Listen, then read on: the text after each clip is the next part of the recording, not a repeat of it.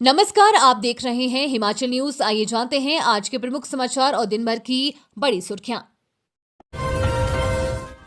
शिमला सहित अन्य भागों में झमाझम बारिश, ठंडक बढ़ी, लगातार एक सप्ताह तक बरसेंगे बादल। हिमाचल प्रदेश की राजधानी शिमला सहित राज्य के कई अन्य भागों में गुरुवार शाम से रुक रुक कर बारिश का दौर जारी है। चोटियों पर हल्की बर्फबारी हुई है। शिमला में शुक्रवार सुबह से झमाझम बारिश हो रही है। ऐसे तापमान में गिरावट दर्ज की गई है और मौसम में फिर से ठंडक लौट आई है। लोग फिर से गर्म कपड़े पहनने को मजबूर हो गए हैं। पिछले 24 घंटों के दौरान न्यूनतम तापमान में 2-5 व ऊंची पहाड़ियों के अधिकतम तापमान में 3 से 4 डिग्री सेल्सियस की गिरावट दर्ज की गई है। कुल्लू सहित लाहौल घाटी में मौसम लगातार खराब बना हुआ है। शुक्रवार सुबह भी रोहतांग दर्रा सहित ऊंची चोटियों में फाहे गिरे हैं। एम्स बिलासपुर में न्यूक्लियर मेडिसिन की सेवाएं शुरू, अब हो रही हैं पेट स्कैन। एम्स बिलासपुर में न्यूक्लियर मेडिसिन विभाग की सभी प्रमुख सेवाएं अब सक्रिय हो गई है। इससे प्रदेश के मरीजों को उच्च स्तरीय चिकित्सा जांच सुविधाएं मिलेंगी।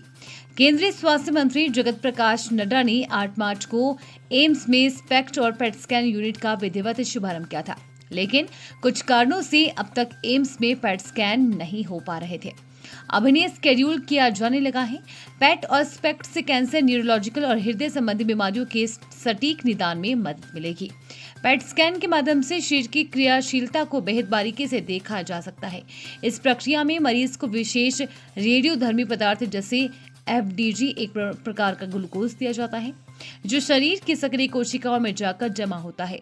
कैंसर कोशिकाएं अधिक सक्रिय होती हैं, इसलिए पेट स्कैन से उन्हें स्पष्ट रूप से पहचाना जा सकता है। सरकार ने बढ़ाई BPL में शामिल होने की मोहलत, अब इस तारीख तक कर सकेंगे आवेदन।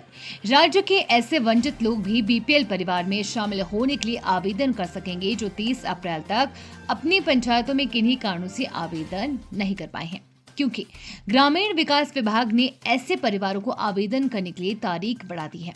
पहले 30 अप्रैल तक आवेदन की तारीख तय की गई थी, लेकिन अब ऐसे इच्छुक परिवार जो BPL सूची में शामिल होना चाहते हैं, वो अपने आवेदन आवश्यक घोषणा पत्र के साथ संबंधित ग्राम पंचायत में 17 मई तक प्रस्तुत कर सकेंगे।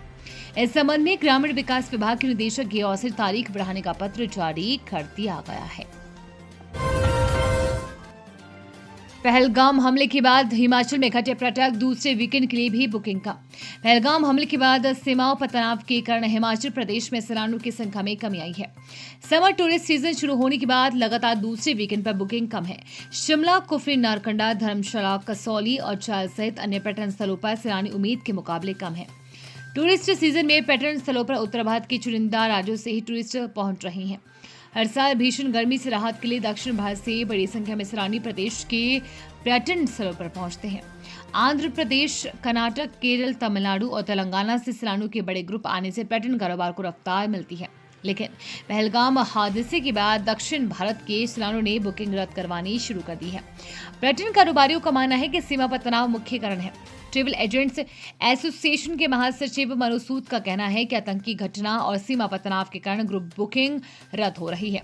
सब ठीक रहा तो जून में समस्त टूरिस्ट सीजन रफ्तार पकड़ेगा। मणिखेत में अनियंत्रित होकर खाई में गिरी कार, 2 लोगों की मौके पर मौत, 2 गंभीर घायल। भरमौर पठानकोट राष्ट्रीय राजमार्ग पर मणिखेत के समीप बीती रात एक दर्दनाक हादसा हो गया। हादसा रात करीब 12 बजे हुआ, जब एक कार अनियंत्रित होकर सड़क से फिसलकर गहरी खाई में जा गिरी। इस हादसे में कार में सवार 2 लोगों की मौके पर ही मौत हो गई है, जबकि 2 अन्य गंभीर रूप से घायल हो गए हैं। घायलों को इलाज के लिए मेडिकल कॉलेज चंबा में भर्ती करवाया गया है।